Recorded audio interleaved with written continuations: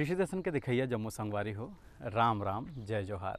संगवारी हो हमर छत्तीसगढ़ प्रदेश में अब कृषि में क्रांति आगे हवय।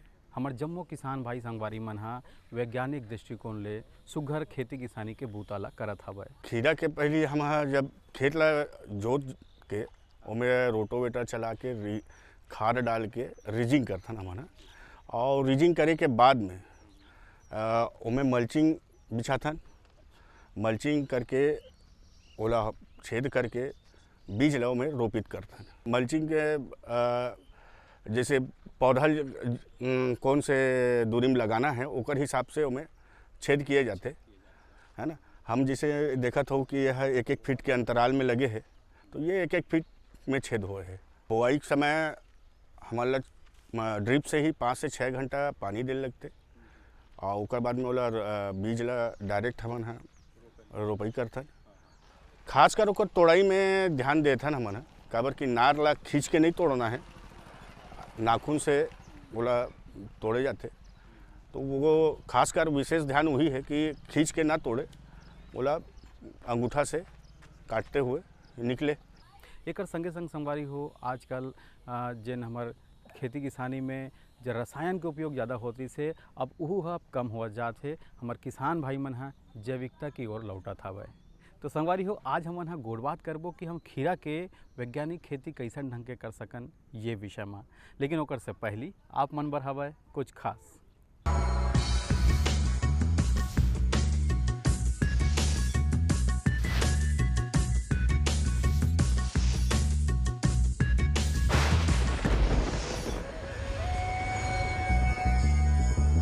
आज के समय में किसानों की आय दुगनी करने की जो हमारी योजना है उसमें महिलाओं की बहुत महत्वपूर्ण भूमिका है।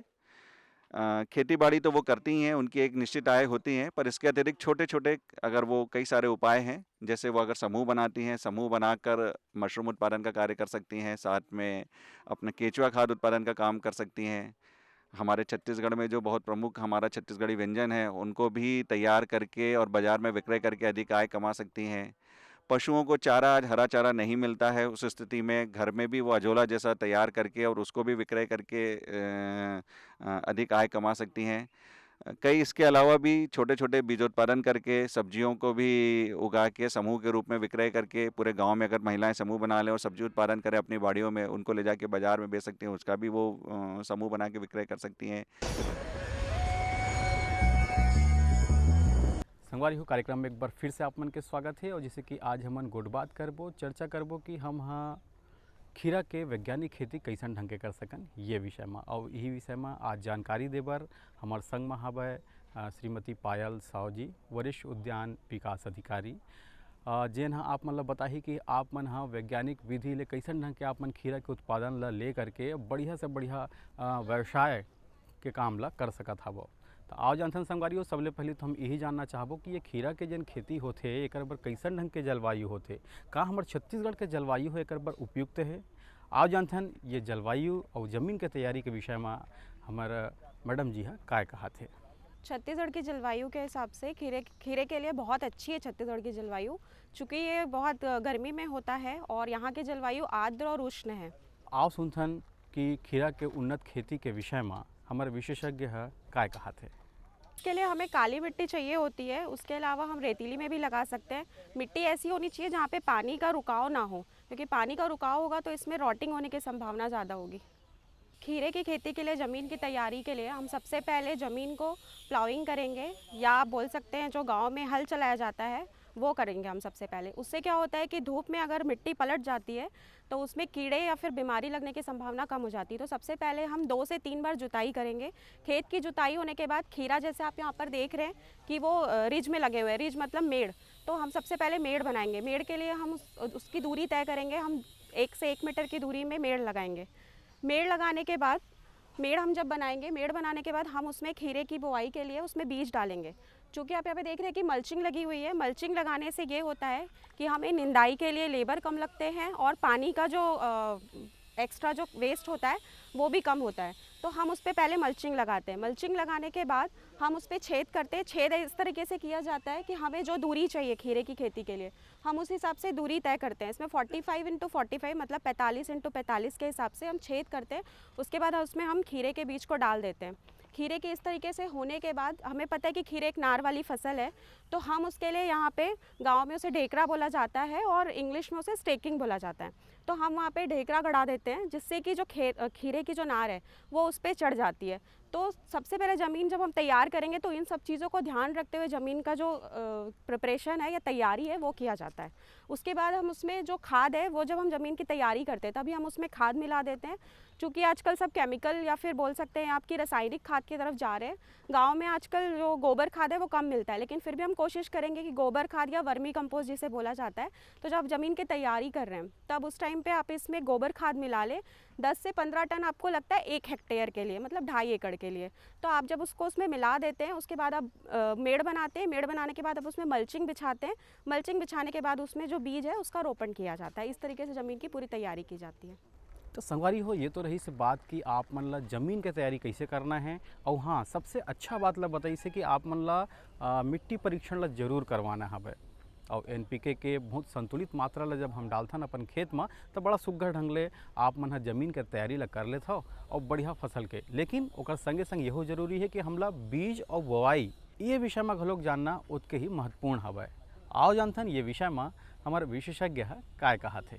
खीरे के बीज को लगाने के लिए हम सबसे पहले खीरे के बीज का उपचार करेंगे। उपचार का मतलब ये है कि हमें आगे जाके उस पर ज़्यादा इंसेक्टिसाइड या फिर पेस्टिसाइड ना डालना पड़े, तो उसके पहले ही हम उसकी रोकथाम के लिए उसका उपचार कर लेते हैं। उसके लिए हम उसमें बहुत सारे यहाँ पे बायो केमिकल्स हैं जिसका आप यूज़ करके उसे उपचार करते हैं। तो हम उसमें थायरम है 1 ग्राम 2 प्रति लीटर के हिसाब से हम उसका घोल बनाएंगे और उस पर हम बीज को रखेंगे। बीज को उसमें उपचार करने के बाद हम बीज को सुखा देंगे। सुखाने के बाद हम उसको 45 × 45 मीटर की दूरी पे हम उसे लगाएंगे बीज को। भाई संगवारी हो, हमर जन खीरा के खेती होथे वो हा बहुवर्षीय फसल हवे, ओला हम हाँ बार बार ले सकथन। तो ये एक प्रकार से कहा जाए कि व्यवसाय के रूप में ये बहुत अच्छा फसल होते खीरा के खेती है और यह 12 महीना उपयोग में लाए जाते। फिर संगवारी हो, एक संगे संग यहू बात जरूरी है कि हर मौसम में हमला पानी के प्रबंधन ला कैसन ढंग के करना है ये ला भी जानना उतके ही जरूरी है। आओ जानथन हमारे विशेषज्ञ है ये विषय में काय बतावत है। खीरे में हम जल प्रबंधन, आप चूँकि जानते हैं कि खीरा हम गर्मी में ज़्यादा खाते हैं और ये गर्मी की फसल है। खीरे आप वैसे साल में 2 बार लगा सकते हैं। छत्तीसगढ़ की जलवायु के हिसाब से इसे हम जून जुलाई में भी लगाते हैं और एक जो फसल होती है हम जनवरी में लगाते हैं। तो जो जनवरी की फसल है वो हमें गर्मी तक के मिलती है, चूँकि ये 3 महीने की फसल है। तो जब अगर हम इसे बरसात में लगाते हैं तो इसमें हमें पानी का प्रबंधन कम करना पड़ता है, चूँकि हमें जलवायु उस समय पानी का ही होता है, पानी गिरता रहता है, तो हमें उसका प्रबंधन कम करना पड़ता है। लेकिन अगर आपको लग रहा है कि मिट्टी अगर फट रही है बरसात के दिनों में और अगर आपको मिट्टी फटते दिखे तो आप समझ जाए कि उसे पानी की आवश्यकता है और फिर हमें उसको पानी देना पड़ेगा। और अगर आप जनवरी में लगाते हैं तो जनवरी के बाद आपको पता है कि वो गर्मी का समय है, गर्मी के समय पे पानी की बहुत अति आवश्यकता होती है इस फसल को। तो हम उस समय करेंगे कि जब आपका फसल लगा है उस दिन आपको देना है, जिस दिन आपने बीज बुआई की है उसके जस्ट 3 दिन बाद आपको फिर से उसमें पानी देना है। उसके बाद हर हफ्ते में उसे 2 बार पानी की आवश्यकता रहेगी। और अगर आपको लग रहा है कि आप मिट्टी देख सकते हैं, मिट्टी अगर आप देख रहे हैं उसमें लग रहा है आपको कि उसमें नमी है, तो आप पानी मत दीजिए, क्योंकि ज़्यादा पानी भी इसके लिए हानिकारक है। और अगर आपको लग रहा है कि मिट्टी सूख गई है तो आप उसमें आवश्यकता अनुसार पानी दे सकते हैं। तब भाई संगवारी हो, ढेर अकन चर्चा चलत है, गोड बात चलत हवे। अब बेरा हो गए ठन सुघर संदेश के, तो आओ देखथन ये संदेश ला। मेरे साथ बोलो ए बी। अरे नादान, बच्चे को एबीसी सिखा रहा है। अरे काम धंधे की एबीसी तू कब सीखेगा? ये देख विज्ञापन। तेरे जैसे कृषि विज्ञान सीखे हुए युवाओं के लिए भारत सरकार के कृषि मंत्रालय ने एक योजना बनाई है, ACABC। ACABC? जी हाँ, ACABC यानी एग्री क्लिनिक्स और एग्री बिजनेस सेंटर। इसके तहत कृषि विज्ञान पढ़े युवाओं का चयन होने पर उन्हें मुफ्त ट्रेनिंग दी जाती है और हाँ, अपना कारोबार चलाने के लिए बैंक से लोन भी मिलता है। इसके साथ ही अगर युवा अपने इलाके के किसानों की खुशहाली के लिए उन्हें खेती बाड़ी व अपने कारोबार से जुड़ी लाभदायक जानकारी देते रहेंगे तो उन्हें लोन पर 36 से 44% तक की सब्सिडी भी मिलेगी। तब तो मैं जरूर सीखूंगा काम धंधे की ABC। शाबाश। चलो अपनाएं स्वरोजगार, खेती में हो विकास अपार। सहकारिता के बल पर विकास के लिए उठे कदम, जन सहकार की ताकत लेकर आगे बढ़ते जाएं हम। जन जन ने इस क्रांति में है विश्वास जगाया, हम सब ने मिलकर विकास का परचम है फहराया। सहकारिता है अपने विकास की पहचान, नए दौर में सहकारिता ही भारत का अभिमान। कृषि मंत्रालय भारत सरकार द्वारा जनहित में जारी। गाँव गाँव और शहर शहर में बात चली, राष्ट्रीय बागवानी मिशन की लहर चली। आसान हुआ अब फल फूल मसाले उगाना, नर्सरी लगाना और जैविक खेती अपनाना। अब हुआ तकनीकी प्रशिक्षण पाना आसान, विपणन के लिए भी है सहायता के प्रावधान। अधिक जानकारी के लिए जिला बागवानी अधिकारी या राज्य बागवानी निदेशक से संपर्क करें। राष्ट्रीय बागवानी मिशन, जीवन संवारे, खुशियाँ फैलाए। तो संगवारियों, संदेश के बाद कार्यक्रम में एक बार फिर से आप मन के स्वागत है। और जैसे कि आज हमन गोडबात करत हन, चर्चा करत हन कि बढ़िया सुघ्घर ढंग ले हम व्यवसायिक रूप में खीरा के जन खेती करत हन, वो में हमला कौन कौन से बात के ध्यान ला रखना है। अब बारी आते खाद और खरपतवार के, कैसन कैसन खाद ला हमला कब कब डालना है और खरपतवार के नियंत्रण ला कैसे करना है। आओ जानथन ये विषय में हमार विशेषज्ञ महोदय काय कहा थे। खीरे में हम जो खाद देते हैं, सबसे पहले तो मैं बताना चाहूँगी कि आजकल रासायनिक खाद ज़्यादा उपयोग कर रहे हैं किसान भाई। तो रासायनिक खाद ना उपयोग करते हुए वो FIM जिसे हम बोलते हैं गोबर की खाद हमें देनी है, जो कि हम इसके ज़मीन की तैयारी के टाइम पे हमने इसमें ऑलरेडी डाला हुआ है गोबर की खाद। उसके बाद जब हम फसल की बुआई कर रहे हैं, फसल की बुआई के टाइम पे हमें उसमें NPK डालना है। NPK मैं पूरे टाइम का बताऊंगी। पूरे समय में हमें इसमें लगता है 125 किलो यूरिया, फिर हमें लगता है 100 किलो का फॉस्फोरस और पोटेशियम। तो ये हमें जो ये तीनों मात्रा है, जो 125, 100 और 100 है, इसे हमें 6 टाइम पे देना है।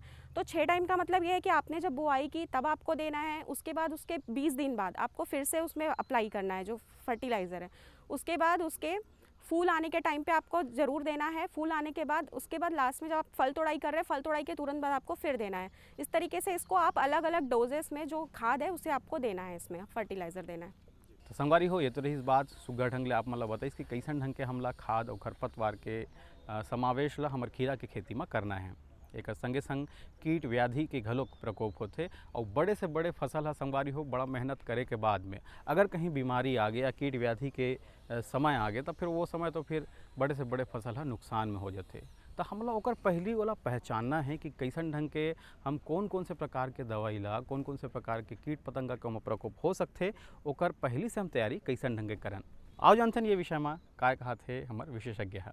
खीरे में मैं बताना चाहूँगी कि इसमें बीमारियाँ लगती हैं। आपने वो सफ़ेद पाउडर जैसा इसके पत्तों में देखा होगा, जिसे डाउनी मिल्ड्यू और पाउडरी मिल्ड्यू बोला जाता है।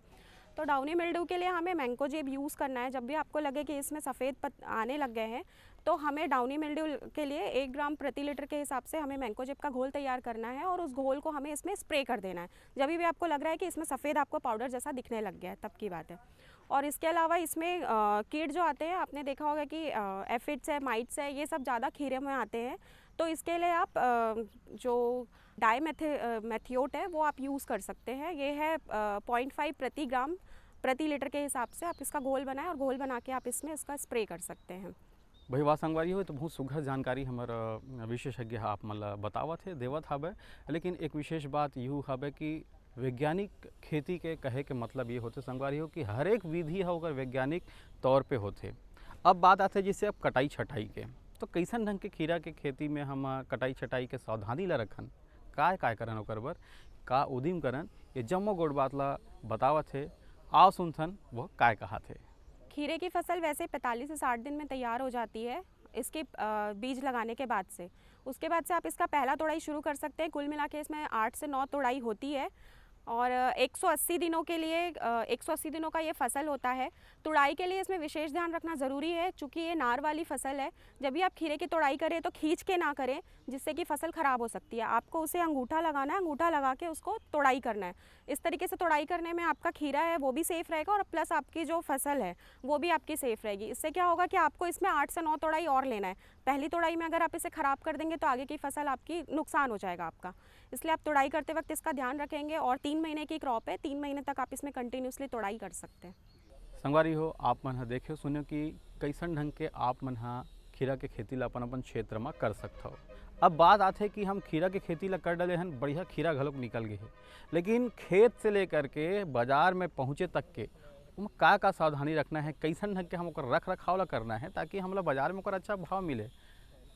आओ जानते हैं यहू विषय में हमारे विशेषज्ञ महोदय बतावत है, बड़ा ध्यान से सुनो। चूँकि आप जानते हैं कि खीरा हम ज़्यादातर सलाद के रूप में इस्तेमाल करते हैं, कच्चा खाते हैं, तो जो भी इसके ख़रीदार है वो चाहेंगे कि ये हमें फ़्रेश मिले। तो फ्रेश रखने के लिए आप ये कर सकते हैं कि जब आप इसकी तुड़ाई कर रहे हैं उस समय आप इसका ध्यान रखेंगे कि आप अंगूठा लगा के तुड़ाई करेंगे, कटे छटे ना ये। और जब भी आप इसको तुड़ाई करते हैं तो आप इसको एक के ऊपर एक आप पेपर रख सकते हैं, पेपर के ऊपर आप इसका लाइन से जमा सकते हैं। इसके अलावा आप इसे डायरेक्टली टोकरी में ना डालें। टोकरी में डालने से क्या होगा कि इसमें कटेंगे छटेंगे, जिससे कि इसकी मार्केट वैल्यू कम हो जाएगी। तो जब भी आप इसको लेके जा रहे हैं तो आप एक के ऊपर एक जमा के रखेंगे, जिससे कि इसकी मार्केट वैल्यू बने रहेगी। और ये पेरिशेबल है तो ये बहुत जल्दी ख़राब नहीं होगा।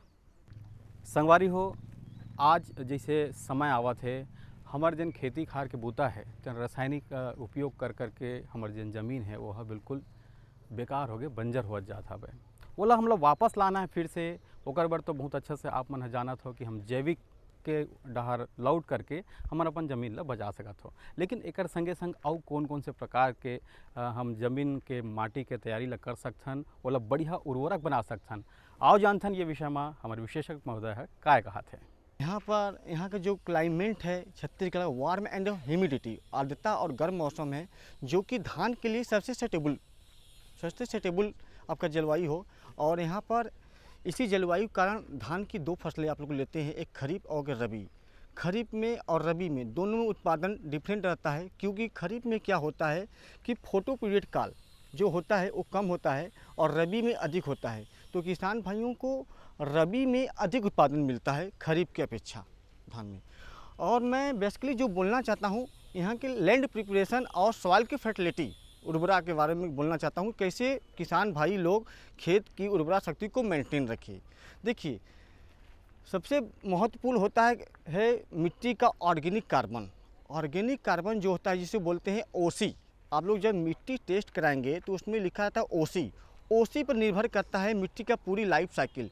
जिस प्रकार हमारे बॉडी में हीमोग्लोबिन पर निर्भर करता है मेरा बॉडी का पूरी स्ट्रक्चर, उसी प्रकार सॉइल का ऑर्गेनिक कार्बन। तो ऑर्गेनिक कार्बन होता क्या है, क्या रेंज होना चाहिए मिट्टी में। ऑर्गेनिक कार्बन जो होता है आपका 0.5 से कम है तो लो है, 0.5 से 0.75 है तो मीडियम है, एवं 0.75 से ऊपर 1 तो ऑर्गेनिक कार्बन है। तो मिट्टी की उर्वरा शक्ति बहुत ही अच्छा है। तो हम आज क्या है कि लगातार रासायनिक खाद का उपयोग करते करते क्या है मिट्टी का उर्वरा शक्ति क्या है दिन पर दिन डाउन होता चला जा रहा है। किसान भाई इस चीज़ को नहीं समझ रहे हैं, मार्केट से लाते हैं यूरिया DAP पोटाश सीधे डाल देते हैं, मगर मिट्टी की उर्वरा शक्ति को बरकरार करने के लिए कोई चीज़ ध्यान नहीं दे रहे हैं। तो मिट्टी की उर्वरा शक्ति को बरकरार रखने के लिए मैं यही कहूँगा किसान भाई को कि अपने घर में जो कंपोस्ट खाद पड़ा हुआ है, गोबर की खाद जो पड़ा हुआ, उसको खेत में डालें। गोबर की खाद को एक चीज़ विशेष रूप से ध्यान दें कि बारिश से पहले डालें। अगर जून में बारिश हो जाता है, अगर गोबर की खाद में एक बारिश लग जाता है तो उसमें का जो नाइट्रोजन होता है वो नाइट्रोजन ख़त्म हो जाता है, सिर्फ उसमें फास्फोरस और पोटाश ही रह जाता है। तो इसको बारिश से पहले डालें। और कंपोस्ट खाद और घुरवा खाद, जिसे यहाँ के लोग बोलते हैं घुरवा खाद बोलते हैं, घुरवा खाद हो गया, उसको खेत में मिलाएं। भाई देखिए, मिट्टी की उर्वरा शक्ति को मेंटेन करने के लिए जैसे हम ये सब चीज़ नहीं डालेंगे तो क्या होगा, मिट्टी रासायनिक खाद देते थे क्या उसका pH दिन पर दिन डाउन होता चला जा रहा है। तो डाउन होता चला जाएगा तो हम क्या, जहाँ हम लोग 50 किलो खाद दे रहे थे, आज वहाँ हम लोग 100 किलो दे रहे हैं DAP यूरिया, तब हमको उत्पादन मिल रहा है। वो उत्पादन को 50 किलो से ही अगर मेंटेन करना होगा हमको, तो गोबर की खाद, कंपोस्ट खाद हरी खाद तो मैं छत्तीसगढ़ में नहीं देखा, कोई किसान भाई लोग नहीं बनाते हैं हरी खाद जैसे हो गया सनई, हो गया ढैचा, इसको जरूर रूप से मिले और उद्यान विभाग से कोऑपरेटिव पे मुफ्त में मिलता है। इसको किसान भाई लोग पूरा ध्यान ही नहीं देते हैं। इसको डालें और खेत में डालने के बाद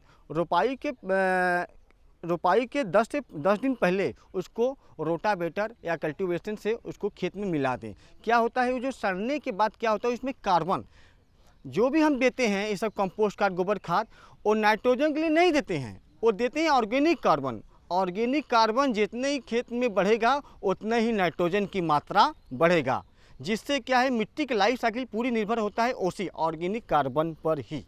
तो मेरा किसान भाइयों से यही रिक्वेस्ट है कि वो ऑर्गेनिक कार्बन को मेंटेन करें। हो खेती ला प्रोत्साहित करे बर नाना प्रकार के योजना के लाभ भारत सरकार हा देवत हवे। हमर उद्यानिकी विभाग में हमार किसान भाई मन बर कौन कौन से प्रकार के योजना है जेकर लाभ ला वो उठा सकते, आओ जानथन। मैं बताना चाहूँगी कि उद्यानिकी विभाग से किसान भाइयों के लिए बहुत सारी योजनाएं संचालित हैं, जिसमें जब हम बात खीरे की कर रहे हैं तो मैं सबसे पहले बताना चाहूँगी कि हम सब्जी की फसल के लिए किसानों को 20,000 का अनुदान देते हैं। हम मानते हैं कि 50,000 उनका यूनिट कॉस्ट लगेगा, उसी हिसाब से हम उन्हें 40% का अनुदान देते हैं। वो चाहे कोई भी हाइब्रिड सब्जी लगाते हैं तो उसके लिए उन्हें उद्यानिकी विभाग से 20,000 का अनुदान दिया जाता है। इसके अलावा आप मल्चिंग देख रहे हैं, मल्चिंग में भी हमारे विभाग से उन्हें अनुदान दिया जाता है। मल्चिंग के लिए उन्हें 50% का अनुदान है, मतलब 16,000 हमें प्रति हितग्राही को दिया जाता है। इसके अलावा मैं बताना चाहूँगी कि वर्मी कंपोस्ट, आजकल आप देख रहे हैं कि रासायनिक खादों का अत्यधिक उपयोग किया जाता है, तो रासायनिक खादों का उपयोग ना हो इसलिए किसानों को वर्मी कंपोस्ट बनाने के लिए हम प्रोत्साहित कर रहे हैं। उसके लिए उन्हें वर्मी बेड के लिए 8,000 रुपये का अनुदान दिया जा रहा है, जिससे वो वर्मी बेड खरीद सकते हैं और उसमें अपना वर्मी खुद ही तैयार कर सकते हैं, जिससे उन्हें अपने खेतों में डालने के लिए वर्मी खाद खरीदनी ना पड़ेगी। इसके अलावा बहुत सारी योजनाएं हैं, जैसे कि फल है, फल लगाने के लिए भी किसान भाइयों को 50% का अनुदान दिया जाता है, जिसमें केला है, पपीता है और अलग अलग क्षेत्रों के हिसाब से जो छत्तीसगढ़ के बहुत सारे क्षेत्र हैं वहाँ पर अलग अलग योजनाएं हैं, जैसे कि फल के लिए उन्हें 50% का अनुदान दिया जाता है। इन सारी योजनाओं के लिए सबसे पहले किसान भाइयों को एक फॉर्म होता है जो कि उद्यानिकी विभाग के पास उपलब्ध है और उद्यानिकी विभाग के सारे कार्यालय हर जिले में स्थित हैं। आपको उसके लिए उस कार्यालय में जाना है, उस कार्यालय से वो फॉर्म लेना है। उस फॉर्म में आपको 6 से 7 उसमें फॉर्मेलिटी लगेंगी, वो आपको लगानी है। तो उसमें आपको लगेंगे कि B1 नक्शा खसरा, जिस ज़मीन में आप लगाना चाहते हैं फसल। उसके अलावा उसमें आपका आधार कार्ड लगेगा, आधार कार्ड के अलावा बैंक पासबुक की आपकी फ़ोटोकॉपी लगेगी, ताकि जब अनुदान आए तो आपके वो बैंक खाते में चली जाए। इसके अलावा आपको उसमें लगेगा कि पैन कार्ड की फ़ोटोकॉपी। इतना सब कुछ आप फॉर्म में लगेगा आपको फॉर्मेलिटी। वो सब आप करने के बाद वहाँ के उद्यानिकी विभाग के जिस ज़िले में आपका ज़मीन है उस ज़िले में जाके उस कार्यालय में आप अपने फॉर्म को जमा कर सकते हैं और इसका लाभ ले सकते हैं। इसके अलावा मैं बताऊँगी कि पॉली हाउस, जैसे कि आपने देखा होगा कि फूलों की खेती की जाती है, फूलों की खेती के लिए पॉली हाउस, शेडनेट हाउस, इन सब के लिए भी सरकार द्वारा बहुत सारे अनुदान दिया जाता है। इसके लिए 50% का अनुदान है। अगर कोई किसान भाई पॉली हाउस बनाना चाहते हैं तो वो उस पॉली हाउस को बना सकते हैं। इसके अंदर वो नर्सरी, जैसे कि आप बाहर नर्सरी लगाते हैं, नर्सरी आपकी ख़राब हो जाती है, तो अगर आप शेडनेट या पॉली हाउस में आप नर्सरी लगाते हैं तो उस नर्सरी में उसमें आप आराम से नर्सरी तैयार कर सकते हैं, जिससे आपके बीज का जो है वो नुकसान कम होगा और आपको उससे अधिक लाभ प्राप्त होगा। और इसके अलावा मैं बताना चाहूँगी कि आजकल परागण के लिए केमिकल यूज़ करने लग गए हैं, इसलिए परागण में भी बहुत दिक्कत आती है और खेतों में परागण नहीं हो पाता है। उसके लिए भी हमारे विभाग से बी कीपिंग, मतलब कि मधुमक्खी पालन के लिए भी आप प्रेरित कर रहे हैं किसानों को। तो अगर आप मधुमक्खी पालन के लिए भी जाना चाहते हैं तो उसके लिए भी मधुमक्खी पालन कर सकते हैं आप। उससे क्या होगा कि अगर आप खेत में मधुमक्खी का पालन करते हैं तो आपका जो परागण के लिए मधुमक्खी, आपके खेतों में परागण के लिए मधुमक्खी ही कर देगी। इससे आपके उसमें परागण अधिक होगा और परागण अधिक होने से आपके फलों और सब्जियों की जो पैदावार है वो अधिक होगी। इस तरीके से सारी योजनाएं हैं। सारी योजनाओं के लिए आपको उद्यानिकी विभाग के कार्यालय में जाना है। उद्यानिकी विभाग के कार्यालय में आप वहाँ पे जो भी उप संचालक होंगे, वरिष्ठ उद्यान विकास अधिकारी होंगे, उनसे आपको संपर्क करना है और उनसे संपर्क करके आप अपने फॉर्म भर सकते हैं। फॉर्म भर के इस योजना का लाभ उठा सकते हैं। तो संगवारी हो, आप मन सुने देखो कि कैसन ढंग के आप मन अपन अपन क्षेत्र में खीरा के वैज्ञानिक खेती कर सकता हो और बढ़िया से बढ़िया लाभ कमा सकता हो। एक संगे संग अब ढेर अकन ज्ञान के बाद में बेरा हो गए एक सुघर सुघर गीत संगीत के। तो आ सुनथन और देखथन ये गीत ला।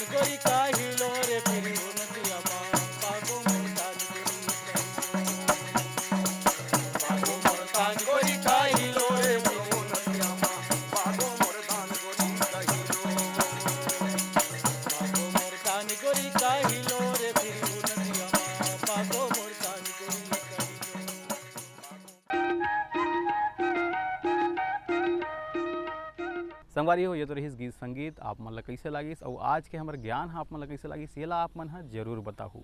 हमर पता तो आप मन ला पता है, कार्यक्रम कृषि दर्शन द्वारा निदेशक दूरदर्शन केंद्र शंकर नगर रायपुर छत्तीसगढ़ 492007। तो संगवारी हो आपके मितान अगले अंक में नवा विषय के संग फेरा ही, तब तक बर जय जोहार।